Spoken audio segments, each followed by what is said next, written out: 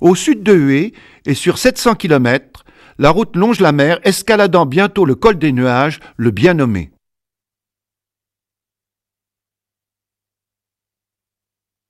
Plus au sud, après Da Nang, autrefois Turan, la route atteint le port de Phai Pho, ou Hoi An, qui devait marquer jusqu'en 1954 la limite sud de la zone Centre-Annam sous contrôle franco-vietnamien. C'était ensuite, sur 400 km, la zone sous contrôle Viet Minh du Lien Cou 5, limitée à la région côtière.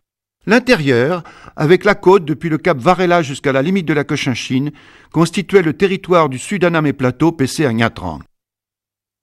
La chaîne annamitique, atteignant par endroits plus de 2000 mètres, ne ménage que des plaines de faible étendue au débouché des rivières sur la mer de Chine et tombe généralement de façon abrupte par des ressauts successifs de massifs, mamelons et promontoires jusqu'à la côte qu'elle domine parfois au sud de 300 à 400 mètres.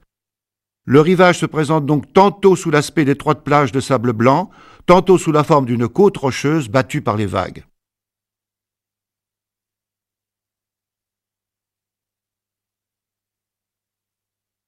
Sur son versant occidental, au contraire, la chaîne annamitique s'abaisse vers le Mékong par une zone de haut plateau que, de tout temps, les Vietnamiens et les Laotiens avaient abandonnée aux populations autochtones qu'ils nommaient Moi ou Ka, c'est-à-dire sauvages dans leurs langues respectives. Abondamment arrosée par les pluies de mousson, c'est une zone de forêt où l'eau ruisselle ou tombe en cascade. Le climat, tempéré par l'altitude, avait favorisé la création de la station de Dalat, fréquentée par les Européens. Du sud au nord, Ban Mettuot, Pleiku, An Khe, Kontum étaient les centres administratifs du pays Moi qui s'étendaient à l'est jusqu'au voisinage de la zone viet du LK5.